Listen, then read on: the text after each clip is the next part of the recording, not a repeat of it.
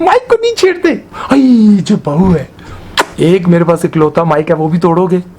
अस्सलाम वालेकुम ख़वातीन हज़रात, मैं हूं आपका मेज़बान सुमैर। तो आज के नए प्रोग्राम में हम आपको खुश आमदीद कहते हैं। दोस्तों, बहुत सारे लोग मेरे चैनल के हवाले से शोबिज़ इंडस्ट्री के लोगों से ये बात डिस्कस करते रहते हैं कि मैं अक्सर ड्रामा इंडस्ट्री पर, एक्ट्रेस पर, लोगों पर, ड्रामा इंडस्ट्री से रिलेटेड लोगों पर बहुत ज़्यादा तनकीद करता हूँ, उनको बुरा भला कहता हूँ। लेकिन बहुत सारे लोग ये बात बहुत अच्छे से जानते हैं कि मैं ड्रामा इंडस्ट्री पर तनकीद नहीं करता, बल्कि उन ड्रामों के सीन्स पर तनकीद करता हूँ और उन लोगों पर तनकीद करता हूँ जो बेहयाई फैला रहे होते हैं, और उन एक्ट्रेस पर तनकीद करता हूँ जो बहुत ज़्यादा वल्गर ड्रेस पहनकर आम लड़कियों को ये बताने की कोशिश कर रही होती हैं कि इस तरह के कपड़े पहने नॉर्मल बात है, आपके भाई बाप मना करते हैं तो वो बुरे हैं।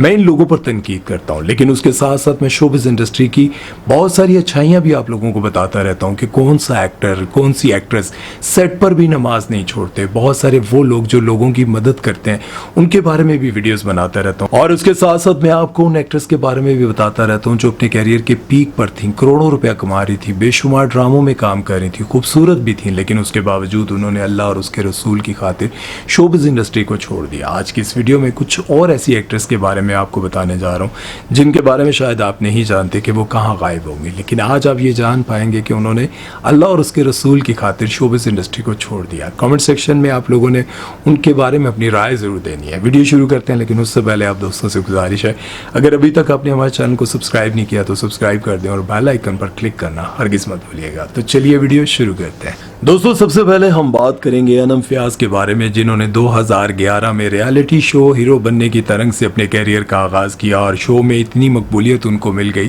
कि उन्होंने बेशुमार ड्रामों में काम करना शुरू कर दिया। स्पोर्टिंग रोल में लोग उनको इतना ज़्यादा पसंद करने लग गए, उनकी फ़ैन फॉलोइंग इतनी ज़्यादा बढ़ने लगी कि डायरेक्टर प्रोड्यूसर मजबूर हो गए उनको हीरोइन का किरदार देने पर, और फिर वो लीड कैरेक्टर के तौर पर बहुत सारे मशहूर ड्रामों में आने लगे। उनके मशहूर ड्रामों में से हैं अहमद हबीब की बेटियां, तिश्नगी दिल की, इश्क इबादत। 2016 में शादी हुई, अल्लाह ने औलाद से भी नवाजा, लेकिन उसके बाद भी ड्रामों में काम करती रहीं और अपनी शोबिज़ कैरियर को जारी रखा। लेकिन फिर 2023 में शोबिज़ छोड़ने का ऐलान कर दिया। आखिर ऐसा क्या हुआ था? क्या किसी ने मारा, किसी ने मना किया, किसी ने डांटा? नहीं, उनको पता चल गया कि जिस इंडस्ट्री में मैं काम कर रही हूँ, जो मैं काम कर रही हूँ, वो अल्लाह की नाराज़गी का बायस बन सकती है। और आखिरकार एक खूबसूरत नौजवान, करोड़ों रुपया कमाने वाली एक्ट्रेस, मॉडल, मॉडर्न सब कुछ होने के बावजूद ये बात जानती है कि अल्लाह और उसके रसूल की नाराज़गी है इस काम में, और आखिरकार उन्होंने इस काम को छोड़ दिया। अब वो हिजाब लेती हैं, शोबिज़ इंडस्ट्री में काम तो नहीं करती, हाल बता ये है कि कभी कभार इंटरव्यूज देने आ जाती हैं। अनम फयाज के आपने कौन कौन से ड्रामे देखे और किस किरदार में आपने इनको सबसे ज़्यादा पसंद किया, कॉमेंट सेक्शन में ज़रूर लिखिएगा। चलते हैं नेक्स्ट सेलिब्रिटी की तरफ, बात करते हैं अरीज फातिमा के बारे में। ये पाकिस्तान की काफ़ी मशहूर अदाकारा हैं, अमेरिका में पली बढ़ी और 16 साल की उम्र में इनकी फैमिली ने यह फैसला किया कि अब हम पाकिस्तान जाएंगे और पाकिस्तान शिफ्ट होंगे, बाकी की जिंदगी वहीं गुजारेंगे। पाकिस्तान शिफ्ट होने के बाद पूरे कराची में मैट्रिक में दूसरी पोजीशन हासिल की। उसके बाद इन्होंने फैसला किया कि मैंने मॉडलिंग करनी है। मॉडलिंग में किस्मत आजमाई तो कामयाब होगी, खूब अच्छी मॉडलिंग करने लग गई, और उसके साथ साथ एक्टिंग में किस्मत आजमाई तो एक्टिंग में भी अच्छा काम मिलने लग गया। बहुत सारे ड्रामों में लीड कैरेक्टर करती रही, जैसे कि इश्क परस्त, आपके लिए और यार बेवफा। 2014 में इनकी शादी हुई और बदकिस्मती से शादी चंद माह नहीं बल्कि चंद दिन ही चल सकी। शादी टूट जाने के बाद दिल उदास हुआ, परेशानियां आई, तकलीफें आई, लेकिन उसके बावजूद शोबिज़ इंडस्ट्री को नहीं छोड़ा और कुछ ही अरसे के बाद इन्होंने दूसरी शादी कर ली और शादी के बाद ये बैरून मुल्क अपने शोहर के साथ शिफ्ट हो गई। वहां जाने के बाद अल्लाह ने इनको 2 बेटियों से नवाजा। 2 बेटियों की परवरिश करते करते इन्होंने ब्रेक ली और ब्रेक के बाद 2019 में एक बार फिर से टीवी पर काम करना स्टार्ट किया और ड्रामा सीरियल हसद में विलन का किरदार अदा किया, और ये इनका आखिरी ड्रामा था क्योंकि उसके बाद ये मंजर-ए-आम से गायब हो गई, काफी अरसे तक नजर नहीं आई। 6 साल बाद इन्होंने शेयर किया कि इस्लाम की खातिर इन्होंने शोबिज़ इंडस्ट्री को छोड़ दिया। और सबसे काबिल तारीफ बात यह है कि लोग यहाँ पाकिस्तान में रहकर पर्दा नहीं कर पाते, हिजाब नहीं कर पाते, अपने आप को संवार नहीं पाते, और ये एक्ट्रेस जो कि अपने पीक पर, अपने कैरियर के पीक पर, जब वो करोड़ों रुपया कमा रही थी, पैसा कमा रही थी, शोहरत कमा रही थी, उस वक्त इन्होंने शोबिज़ इंडस्ट्री को छोड़ा और उसके साथ साथ गोरों के मुल्क में रहते हुए, यानी कि उन लोगों के मुल्क में रहते हुए जो अपने जिस्म को भी पूरी तरह से नहीं ढकते, बल्कि ढके ना ढके उनको कोई फ़र्क नहीं पड़ता, वहाँ पर हिजाब करती हैं, बाकायदा अपने आप को कवर्ड रखती हैं और अल्लाह की नाराज़गी से डरती हैं। और इस तरह से उन्होंने इस्लाम की खातिर शोबिज़ इंडस्ट्री को भी छोड़ा और अपनी ज़िंदगी को भी संवारा। ये कहती हैं कि लोग मुझे काफ़ी हेट कमेंट्स करते रहते हैं,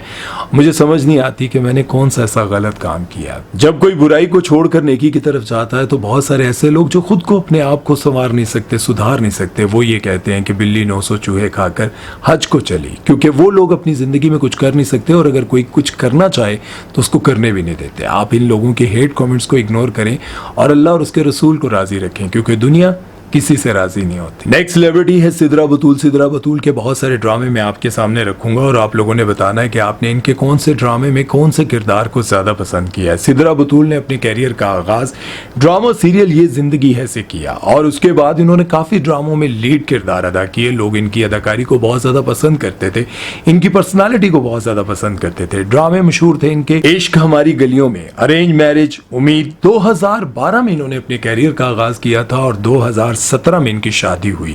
बच्चों के बाद भी ड्रामों में काम करती रहीं, लेकिन फिर 2024 में अचानक हिजाब करने लग गई। लोग बड़े हैरान हुए कि आखिर इनको क्या हो गया, क्योंकि अभी तक तो ये जबरदस्त ड्रामों में काम कर रही थी, सब कुछ कर रही थी। आखिर इनकी जिंदगी में ऐसा क्या हुआ कि ये हिजाब करने लग गई? और सिर्फ हिजाब ही नहीं बल्कि शोबिज़ इंडस्ट्री को भी खैर बात कह दिया और कहा कि आपके बाद मैं दोबारा कभी भी इस इंडस्ट्री में काम नहीं करूंगी और मैं सिर्फ अपनी जिंदगी अल्लाह और उसके रसूल के बताए हुए तरीकों पर गुजारूंगी। लेकिन बहुत सारे लोग इन पर भी तनकीद करते रहे कि इतना काम करके, पैसा कमाकर, जोड़कर, अपना कैरियर बनाकर, सब कुछ करने के बाद शोबिज़ इंडस्ट्री को छोड़ा। मैं सवाल उन लोगों से ये करता हूं जो इस तरह की बातें करते हैं, क्या आप अपनी जिंदगी में कुछ ना भी जोड़कर छोड़ सकते? नहीं छोड़ सकते। और मैं जानता हूं इन लोगों को जो खूब पैसा कमा रहे होते हैं, इनकी ज़िंदगी ऐसी रौनकों में भरी हुई होती है, इधर से फ़ैन, उधर से पार्टीज, फंक्शन, लोग बुला रहे हैं, जान रहे हैं, पहचान रहे हैं, गिफ्ट आ रहे हैं, सब कुछ होने के बावजूद ये ज़िंदगी छोड़ना आसान नहीं होता। जो छोड़ते हैं मैं तो उनको सलाम पेश करता हूँ। आप लोग उनके बारे में क्या कहते हैं कमेंट सेक्शन में ज़रूर बताइएगा। चलते हैं नेक्स्ट सेलिब्रिटी की तरफ और बात करते हैं मोमिल खालिद के बारे में। 2008 में अपने कैरियर का आगाज़ किया। ड्रामों के नाम है गुड़िया रानी, बेचारी कुदसिया, मेरे हम नशी नाटक।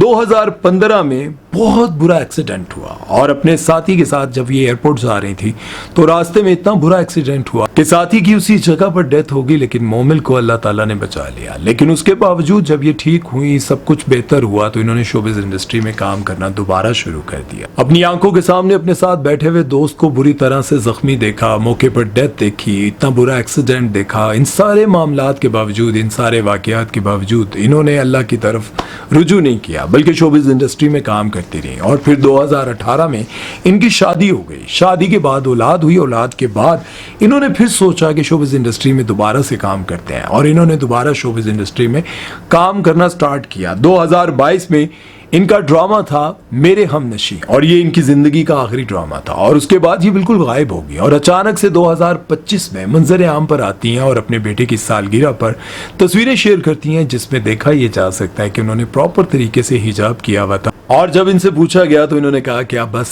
शोबिज़ इंडस्ट्री को खैर बात कह दिया, अब अपनी ज़िंदगी अल्लाह और उसके रसूल के तरीक़ों पर गुजारूंगी, कभी भी शोबिज़ इंडस्ट्री में दोबारा वापस नहीं आऊँगी। लोग तनकीद करते हैं, बातें करते हैं, लेकिन अब मैं अपनी ज़िंदगी ऐसे ही गुजारूंगी। अगर आपने इनका कोई ड्रामा मशहूर देखा है, कोई किरदार पसंद किया है तो कमेंट सेक्शन में ज़रूर लिखिएगा और साथ में ये भी दुआ कीजिएगा अल्लाह ताला इनको कायम व दायम रखे अपने रास्ते पर और इस मंजिल पर। चलते हैं नेक्स्ट सेलिब्रिटी की तरफ और बात करते हैं ज़रनिश खान के बारे में। 2010 में इन्होंने अपने कैरियर का आगाज़ किया और उसके बाद ये इस्लामाबाद से कराची शिफ्ट हो गई। कराची जाने के बाद इन्होंने बेशुमार ड्रामों में काम किया, जैसे कि ये दिल मेरा, एतबार, इश्क ज़ेह नसीब, ये इश्क समझ ना आए और 2022 में आखिरी ड्रामा किया। लेकिन उस वक्त हुआ ऐसा क्या कि वो ड्रामा इनका आखिरी रह गया।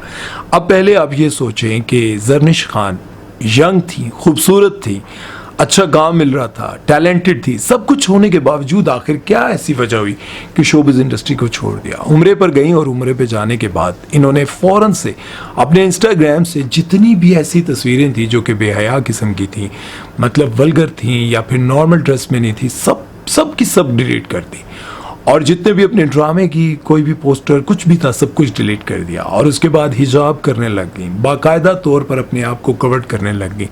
और जब इनसे पूछा तो इन्होंने कहा कि नबी करीम सल्लल्लाहु अलैहि वसल्लम, मैंने उनका दीदार किया ख्वाब में, उम्रे पर जाने के बाद मुझे उनका दीदार हुआ तो मैं सोचने लग गई कि मैं इतनी गुनहगार, मैं किस तरफ चल रही हूँ, मैं कौन से काम कर रही हूँ और मुझे दीदार हो रहा है। और ये दीदार देखने के बाद, नबी करीम सल्लल्लाहु अलैहि वसल्लम को देखने के बाद मैंने ये फ़ैसला किया कि अब मैं शोबिस इंडस्ट्री में कभी वापस नहीं आऊँगी।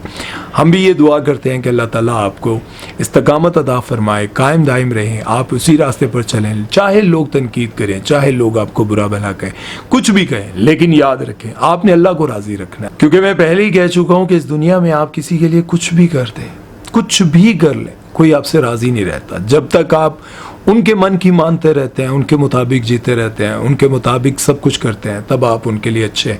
लेकिन जैसे ही आप उनके मुताबिक अपनी ज़िंदगी ज़रा सी इधर उधर करने लग जाएंगे, ज़रा सी उनकी बात नहीं मानेंगे, तो आपकी ज़िंदगी उनके लिए बेकार हो जाएगी, आप दुनिया के बेकार तरीन इंसान हो जाएंगे। तो लिहाजा अल्लाह को राज़ी करें, दुनिया वालों को राज़ी करना ना कोई कर सका, ना आप कर पाएंगे। बहरहाल सिर्फ पाकिस्तान में ही नहीं बल्कि दुनिया भर में बहुत सारी ऐसी एक्ट्रेसेस हैं जिन्होंने अल्लाह और उसके रसूल की खातिर इस शोबिज़ इंडस्ट्री को छोड़ा। आप सबको पता होगा फिरोज़ खान ने भी ऐलान किया था कि मैं शोबिज़ इंडस्ट्री को छोड़ रहा हूँ, लेकिन उनके पीर साहब ने उनको कहा कि नहीं, तुम्हें काम करना चाहिए, तुम क्यों जा रहे हो, तुम तो अच्छा काम कर रहे हो। बहरहाल मुझे समझ नहीं आई, एक बार तो उन्होंने ये फैसला कर लिया था कि अब मैं शोबिज़ इंडस्ट्री में काम नहीं करूँगा जब तक वो मौलाना तारिक जमील साहब के साथ बैठा करते थे, उनकी महफिल में बैठा करते थे। आप सबको याद होगा जुनैद जमशेद, उनके बारे में मौलाना तारिक जमील साहब कहते हैं कि वो करोड़ों रुपए के कॉन्सर्ट किया करते थे अमेरिका में, कनाडा में, यूके, पता नहीं कहाँ कहाँ, और ये उस दौर के सबसे बेहतरीन सिंगर हुआ करते थे। मौलाना तारिक जमील साहब कहते हैं कि मैं इनके पीछे पीछे ये कई बार दाढ़ी इन्होंने कटवा दी, दोबारा से कॉन्सर्ट करने चले गए, लेकिन मैंने इनका पीछा नहीं छोड़ा। और एक वक्त ऐसा आया कि जुनैद भाई पक्के पक्के इस रास्ते पर चलने लगे और अल्लाह ने उनको इतनी कामयाबियां दी। जुनैद जमशेद का जो ब्रांड है जे डॉट, कितना पॉपुलर हुआ, कितना उन्होंने पैसा कमाया, जितना वो शोबिज़ इंडस्ट्री से गाने से नहीं कमा सकते थे उससे कई गुना ज़्यादा उन्होंने यहाँ से कमाया और यूँ उनकी ज़िंदगी बदली। और इसके साथ साथ सनम चौधरी जो कि शोबिज़ इंडस्ट्री की एक पॉपुलर अदाकारा थी, मॉडल थी, खूबसूरत, सब कुछ होने के बावजूद उन्होंने शोबिज़ इंडस्ट्री को छोड़ दिया। उसके बाद सारा चौधरी और बेशुमार लोग जिन्होंने अल्लाह और उसके रसूल की खातिर शोबिज़ इंडस्ट्री को खैरबाद किया। जो लोग इन पर तनकीद करते हैं वो यकीनन खुद इस रास्ते पर कभी नहीं आ सकते और ना ही अल्लाह ताला उनको भी हिदायत दे, हम सबको भी हिदायत दे।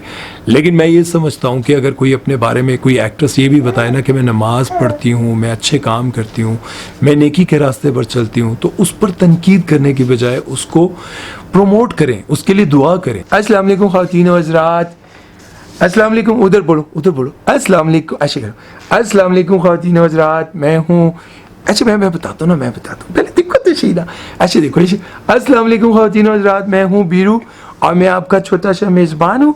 मेरे चैनल को सब्सक्राइब कर दें, मेरे बाबा के चैनल को सब्सक्राइब कर दें। अच्छा अच्छा अच्छा, एक मेरे पास इकलौता माइक है, वो भी तोड़ोगे? छोटे से बच्चे ने इतनी अच्छी अच्छी देखकर क्या लगाया हुआ है, माइक को नहीं छेड़ते। बोलो अस्सलाम वालेकुम, अस्सलाम वालेकुम बोलो, अस्सलाम वालेकुम। मैंगो खा कर आई हो, मुंह पे लगा हुआ है मैंगो। आई जो बहू है, बहू है।